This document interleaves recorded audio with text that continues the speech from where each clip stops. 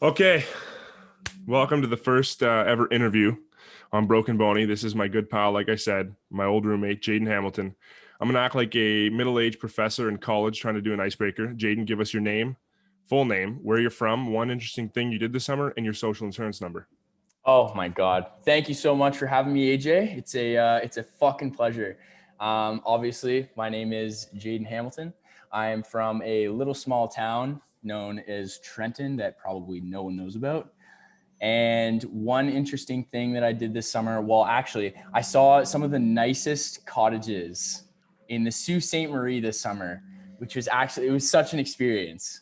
We've been having this debate for ongoing 4 years. Jaydon does not believe that we call them camps, and he thinks when I say I'm going to camp that I'm attending a sports camp at the YMCA. Not necessarily. When I think of camp, you're like pitching a tent. That's like camping. Like Camping is different. You're using the same word though. Once you add the ing, it's a totally different experience. Okay. So you've been to cottages then? Like your definition, like our definition of a cottage is a year-round home that has electricity, Wi-Fi, a working television, and it's not run on gas or propane, whatever you want to call it. I would say a cottage is like a summer home that you would go to, that's usually on the lake, or it's nicer. See, the debate we've been having is because Muskoka is like, you go to Muskoka and Sault Ste. Marie are like two very different ends of the world, especially financially. Like cottages are like those were legit mansions to us. That's the issue. Okay. So that's why the camp thing is like, everyone down here gets it. I mean, I was going to say, when you go up north, they'll be like, no, the cottage is like, you're bougie, you have millions of dollars and you can afford to live there year round and not freeze your ass off in the middle of winter. It's definitely an agree to disagree kind of situation, because it's just what we like, where we've grown up and what we've known. I'm right. It's fine. Don't worry about it. Oh, okay. One question, and I think this is probably a good story. The how we met story in first year of college. Give us your backstory, your take on that. Well, yeah, I was in class and I was sitting in the front row, because I'm like, I think it was second semester of first year. And I was like, you know what? I'm going to sit in the front row. No, it was first semester, first year. Was it?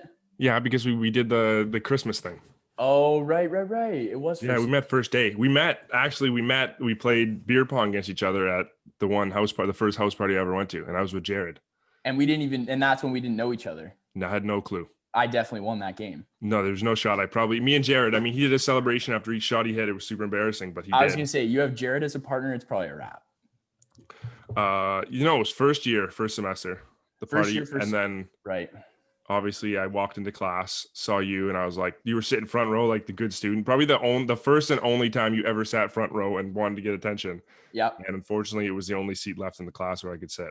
That was since I became friends with you, that was the last time I sat in the front row. It was just downhill from there for my academics. Yeah, the grades just plummeted. Yeah, absolutely. Well, we had that stupid project together where we met everyone else, basically everyone in res. You were the only guy that didn't live in res.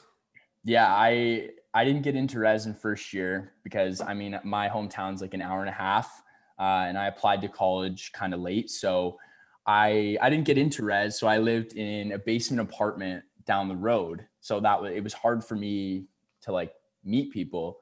And I remember I had this group with some people that I did know. We needed one more person. And I was like, all right, well, this guy, AJ, like he seems pretty chill. Let's ask him to be in our group. And I remember I just switched the old audio there.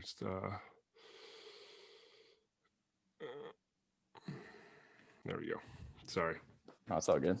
I remember I tracked you down. I ran after you into the cafeteria or whatever. And yeah, you and that. Yeah.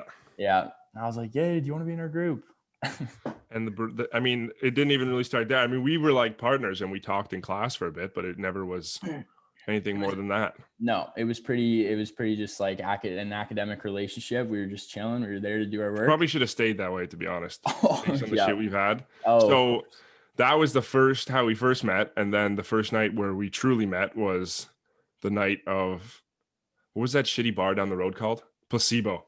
Because we went, so the two girls in our class were like, do you want to go to the Christmas market? So we were like, yeah, and we still didn't really know each other, so we went to the Christmas market and we shot the shit and basically were their personal photographers for the day. Yeah. And they're like, hey, well, we want to go to this bar after. And we went to the LCBO, and I don't know if this is the most infamous part of the story, and I still can't drink it to this day. We got a 2.6 of JD Honey. Shot for shot. Yeah, like we went back to my res room. I signed them in, and they went to go get ready. So we got ready in like 15 minutes. They took 3 hours. Yeah, absolutely. Convenient enough, the Celtics and Raptors were playing that night, which has been an ongoing debate.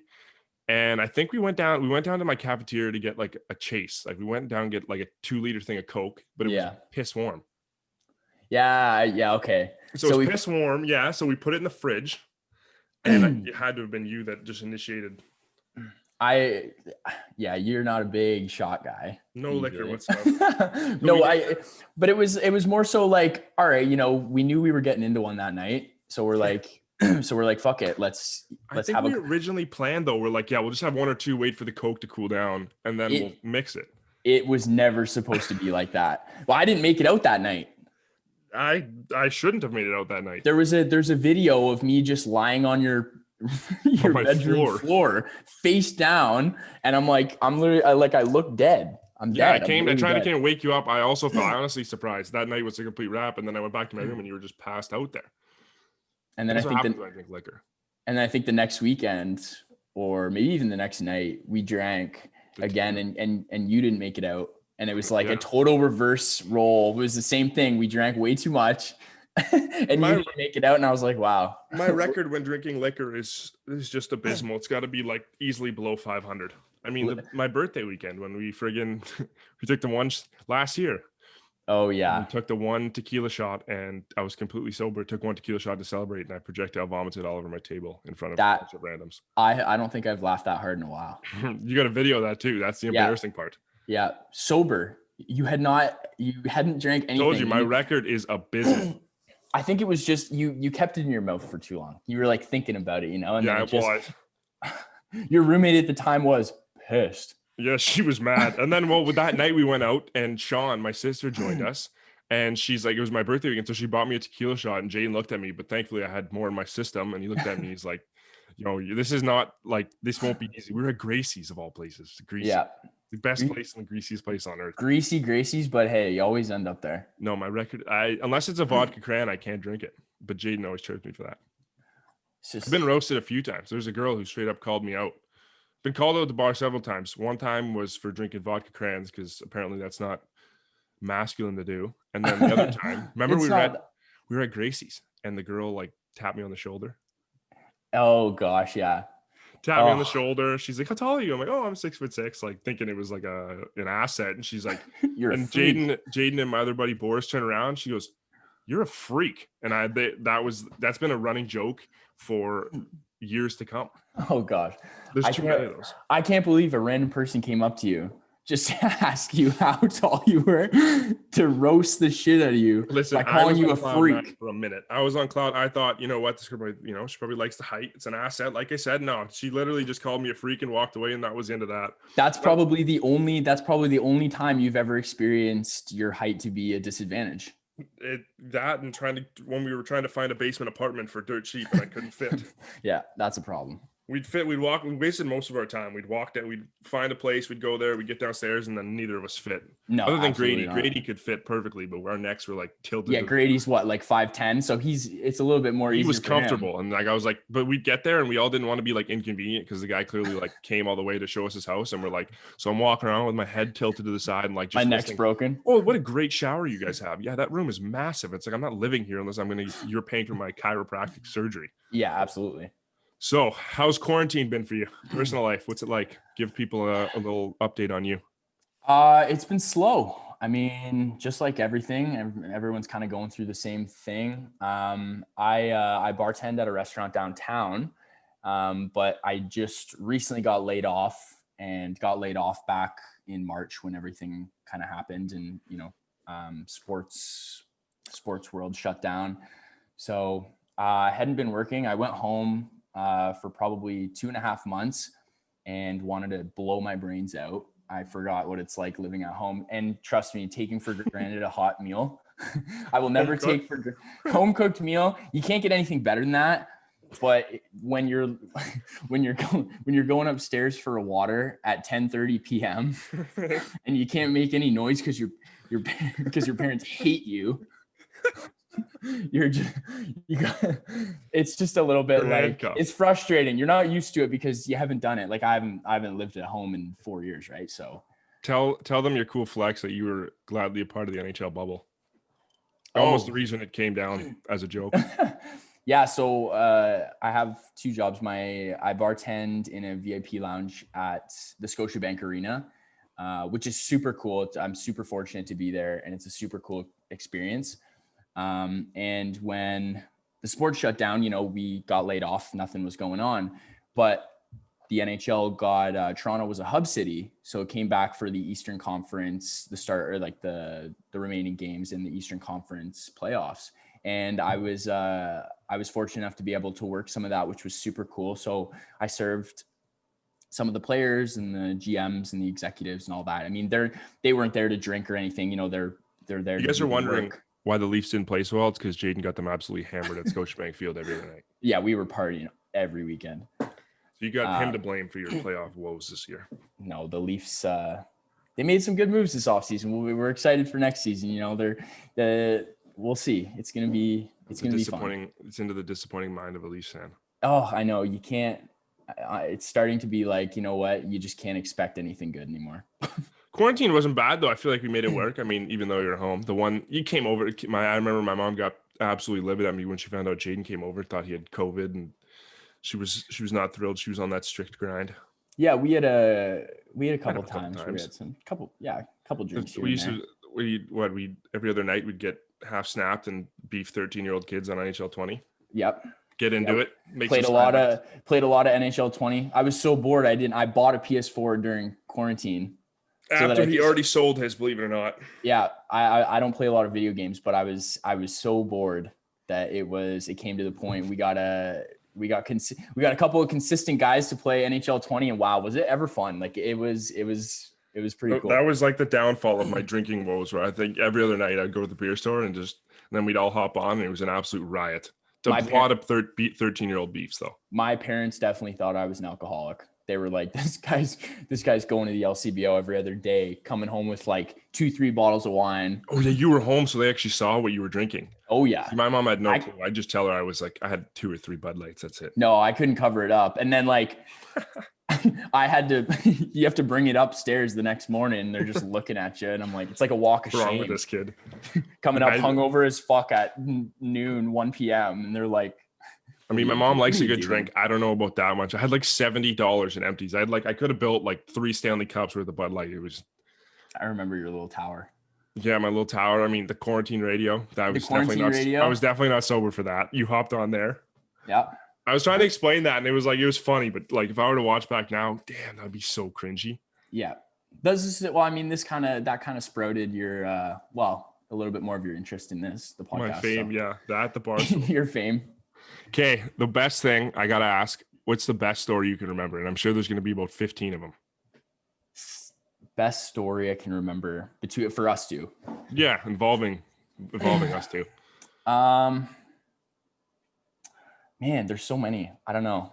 The one I will say is probably my favorite is the double date, the alleged double date. The double date. That one's a good one, and that one's PG-13 too. So it is PG-13. We're allowed to say that one. It was. I met a girl, and she's like, they went to this grimy bar down the road, Sloppy Joe's, the best place on earth for absolutely all occasions. We went down there, and she's like, "Oh, do you have a friend?" I was like, "Yeah, my roommate Jaydon." And she's like, "Oh, okay, I'll bring my friend." So me and him had probably 1 or 2 beers before. We walked down the road, and we walked down the road, and about 2 minutes from the bar, the girl goes, "Yeah, so my friend actually bailed." And I'm like, "Well, shit, like, what do we do now?" She's like, "Yeah, just come." And we did proceed to come, and I we got absolutely loaded at Sloppy Joe's. I think we got like 2 or 3 pitchers each, and like the whole time, yeah, it was like she didn't drink at all. Like she had very minimal. The fact that we were both that lonely to be like, well, listen, it's not a double date anymore, but we should still both go and be on a fucking date with this girl. The fact that we were that lonely is so sad to me. She was probably like nervous. She's like, what the hell do I do now? Like I'm thinking back. I'm like, in my mind, I'm like, why didn't I be like, I should just go home. Like, we why didn't didn't I even just second go guess home? it though. And I didn't say like, go home. Like we didn't second guess it. We just both showed up and Yeah. proceeded to order picture. She was like, cool though. It went well. It just, we realized like very too late that she had like 1 or 2 drinks and we've been like 1 or 2 pitchers each. Yeah, cause she said, she's like, come back to my place. We'll like drink some more. And we're like, great. Yeah, 100%. And you and I are like in the bag and she's like, we get back to her house. I don't even think she had a drink. She's like, No. yeah, I haven't really drank tonight. She And we're made like, us play what? drunk Jenga. Yeah, just the 2 of us. Yeah. And she like played, but she didn't drink. And then she was just feeding us shots. Oh, that was ridiculous. And then my one buddy came home, Chance. I didn't even know he lived there. He comes in. He's like, what are you 2 idiots doing here? Like, well, believe it or not, we're on a double date. And the guy's like, where's the other girl? I'm like, oh, no, she never showed up like at all. It's not a double date. No, it's not a double date. It's actually just me and Jaydon on a date. And this girl just happened to be, she's basically like our watch party. Like she's making sure we got home okay. Yeah, 100%. And then we Ubered home at like 4 a.m. That was an interesting night. You've had a couple interesting stories, haven't you? I have. The most infamous one. I mean, you can take this one away. Yeah. Okay, so this was, man, what it would have been second year, right? Second year, first year living together. Grady was pissed. Yeah. It was me, you, and Grady. So my boys from my hometown came up for the weekend, and we were super pumped to go out and have a good weekend. We ended up going to Tequila Jack's, which I hate that I'm even saying it out loud because the thought best of place it, on earth. No, the thought now of it closed. Oh yeah, thank the Lord. Whoever made that decision that's Save great. Jaydon's college. Yeah, absolutely. So anyway, the gist of the story is I got too drunk. It was the last thing I remember is taking a tequila shot. And then I woke up in the hospital with no shirt on, no shoes, no socks, my health card taped to my wrist, no phone, no wallet. And the story is, I guess I tried to get back into the bar at like 2:30, and the bouncer was like, "No, obviously you can't." And I guess I tried to kind of like push by him, being super arrogant, whatever. And he tackled me and my buddy, and I get tackled we're on the street on Adelaide. Yeah. And for everyone who knows, it's a pretty small street. And at that time, like 2 to 2:30. There's like so many people out there waiting for Ubers, deciding to go get food, whatever they're doing. And me and my buddy got tackled. He was okay. He was like, he was sober enough to be like, yeah, okay, I can get up. Like, I'm fine. I wasn't. There's a video of me on the ground, like face down, getting handcuffed with 2 police officers on horses circling me. I'm like this big threat, apparently. Jaydon has now crippling fear of horse cops when we go downtown. Oh, it's a running brutal joke. So anyway, I thought I was going to go to the drunk tank, but I was too drunk for the drunk tank. That's been the saying. That's my flex. No, the flex. And also, yeah, but I woke up in the hospital, and I asked the one nurse, and I was like, "Hey, like, how did I get here?" Because I had no idea. I was so hungover, so out of it. And she's like, apparently you hit your head at the bar last night, and they had to bring you in. And I looked at my face in the mirror in the bathroom, and my face is just covered in dried blood. It was brutal. I was supposed to work that morning. Like, it was didn't happen. I went home, like the story I told earlier on is like, when I want to go home, I go home. Like, I don't tell people. It's not a good trait, but I just leave. So that night I left after I don't know how many tequila shots, but I made the executive decision to go home. And here I am. So all of Jaydon's buddies were up. It was the first time I met all of them. I went home, passed out, went to bed. I woke up. They're all chilling in the living room, all like hung over, half asleep. And I walk in there, I go, "Where's Jaydon?" And they're like, "Oh, well, you weren't there." I'm like, "No, I went home super early." Like, "Well, he's either in jail or in the hospital. We don't really know." And I'm like, "What do you mean?" So here I am for like 4 hours trying to entertain his buddies who were all hungover. We're like trying to figure out what the hell's going on. We couldn't get a hold of them. And then Natalie went and picked you up. And then I remember walking the driveway, and we were all like staring out the window, like some fugitive was coming. And we were like, is he going to be pissed off? And he wasn't. He walked in, he laughed it off. I don't know I have a funny video, but you laughed it off. And then you proceeded to sleep for the next 8 hours. I had a really long sleep, but I ended up drinking that night. Yeah, too. we went out. We drank again because it was the Saturday night. We drank again. Every time they came up, something happens. I mean, we had it was Tequila Jack's again. We were at We had every time. It seems as though every time you leave the bar, do you remember when you left and I was actually sober, and I think this was at Tequila Jack's again, like the worst place ever. Two guys tried to fight me. Oh my God, because they were hitting on Natalie and thing. Yeah, two guys tried to fight me for no reason, because the girls we were with usually would say like, oh, you know, if they were getting hit on, they'd be like, that's my boyfriend, right? Or like, this is my boyfriend. Like, using us, we were fine with it. We're like, you know, we obviously don't want you to get hit on by like sleazy guys. Some greasy guys that the Tequila Jacks just brings out the absolute grease in everyone. Dudes are just grabbing, touching, like the weirdest shit. It's just cringy if you watch from afar. It's not okay. Like, it was probably 70% guys every time. Yeah. Oh my God. The only place you saw girls was on that elevated stage that occasionally we get up on and pretend like we could dance. Occasionally. Yeah, it was every time. It was every time. I was trying to spare it. Yeah. No, yeah, it was bad. Yeah, it was every time. We own that stage, bro. I'm telling you. But that night, yeah, I remember you came back and you're like, "Where'd you go?" I was like, "I left." I borrowed your white shirt and didn't come back in one piece. It was all ripped to shit. Yeah, those guys. Well, yeah, based on their. I remember you told me that like they came up to you and you're like, "So where are your girlfriends?" And we're like, "Yeah, I was at the ATM, and I wasn't even drinking a lot that night. Like, I was pretty sober, luckily, because it probably would have been a lot worse if I was drinking more. But I was at the ATM and I was getting money out, and this guy taps me on the shoulder. He's like, "What's up, man?" I'm like, "Hey, what are you good?" And he's like, "Oh, like, where's your girlfriend?" And I was like. Real offended that you. And and like his other buddy's standing there looking at me like he's tough dude, and they're both like, "Oh, so I see you have multiple girlfriends on the dance floor, eh?" And I was like, "Listen, man, like, you don't want me, like, we're good, you're fine, like, they just didn't want to dance with you, just like get over it." And then I remember, he said something and I said something, and he shoved me like into the ATM. And then it was just. It's every man for himself at that point. Yeah, 100%. Still disappointed I wasn't there, just to, you know. I don't know. Oh, it definitely would have been more fun. Not that we're trying to get into trouble, but. No, absolutely not. But when it comes, you know. If someone's going to. At times. Oh, absolutely. I mean, we've had several good times. Yeah, notoriously. Yeah, like looking back, they weren't good times, but at the time they were. Well, there was a time when I remember we all went with your buddies, and somehow literally every person was on their own. And the guy wouldn't let me in because I don't know why. So this random group of people were like, "Hey, you can come to our booth." So, and Tequila Jacks, if you know what the booth, it's not a booth. It's literally a table, and they just bring you a bottle of vodka and cranberry. It's nothing special. And Jaydon, I was like looking for him all night. Didn't know where he was, texting him, like trying to figure out where he was. We find out the next day we were in the bar at the same time. Nobody knew. We all Ubered home. You Ubered home in like the deluxe Uber that costed $1,500. Oh yeah, I accidentally ordered the Select.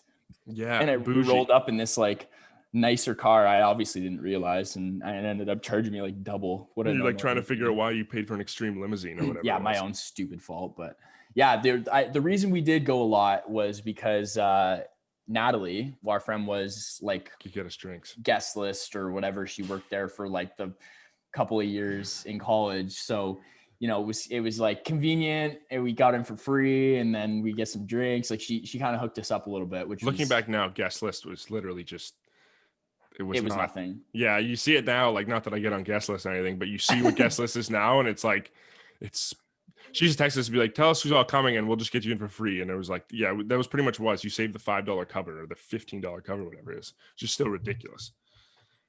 We went from once Gracie's closed down, it moved right, or not Gracie's. Once Tequila Jazz closed down, we moved to Gracie's, which is equally as greasy, but I would say equal as greasy. But we had fun. We always swore, like every other night, we were like, we're not going to Gracie's. Like the one night I was okay with going to Gracie's was Thursdays, because it would, you know, we could get in for free with our student card. Pay the bouncer.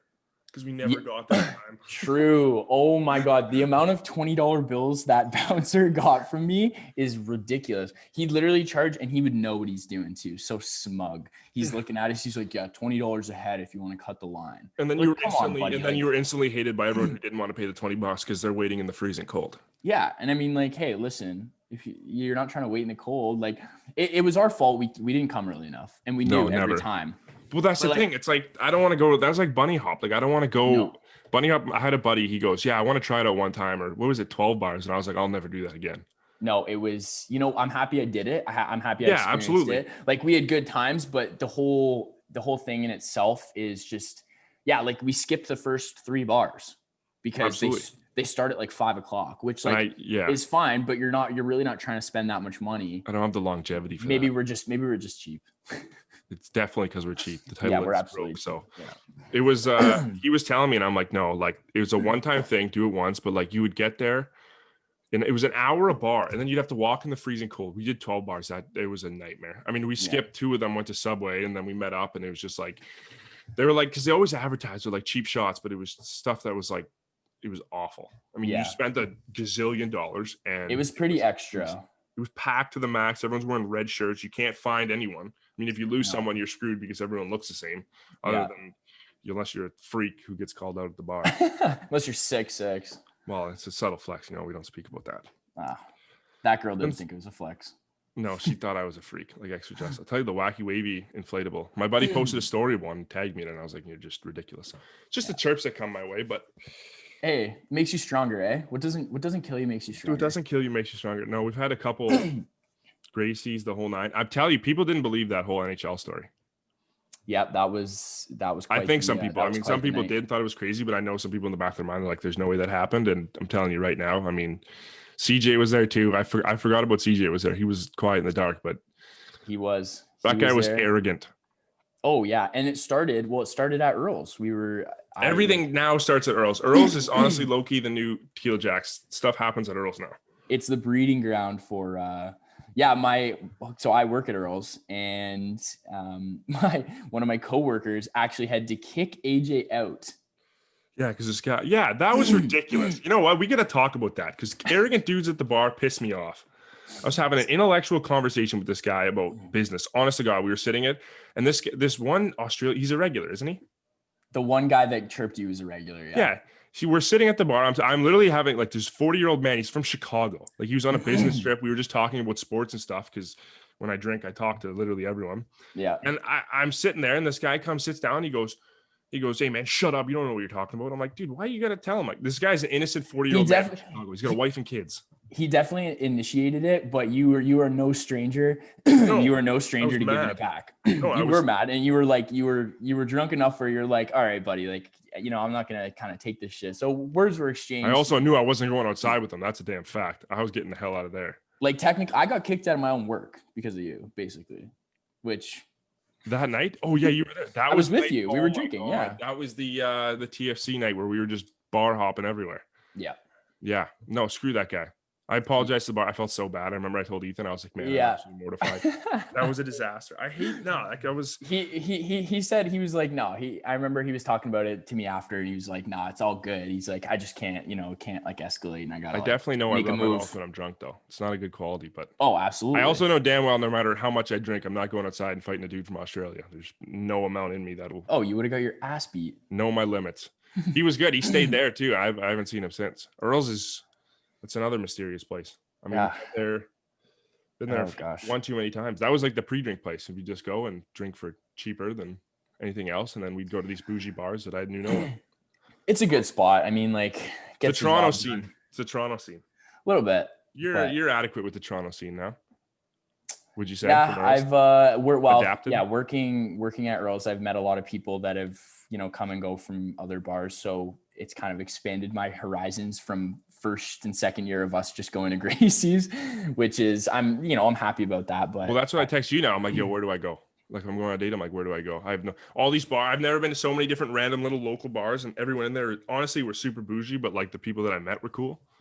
But yeah, I mean, depends on what you're looking for. But I remember the one night I texted you, me and my buddy were at King Taps, went for drinks, and we went to Laval, and I texted you about Laval.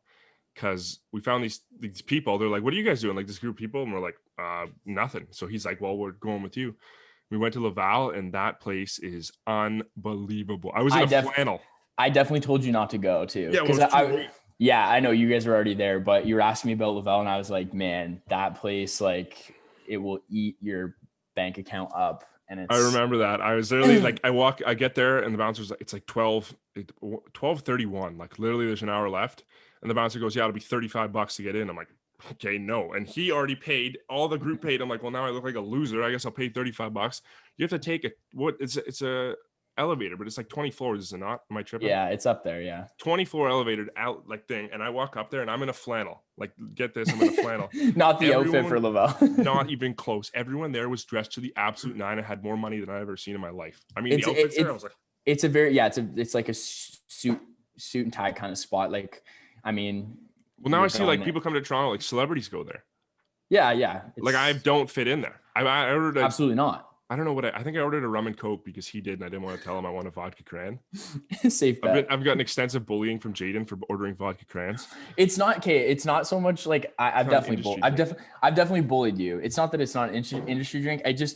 Cranberry is going to make your hangover way worse. Like, it's sugary. Yeah, so why not just, I get you don't like the taste of vodka, but like try literally anything else.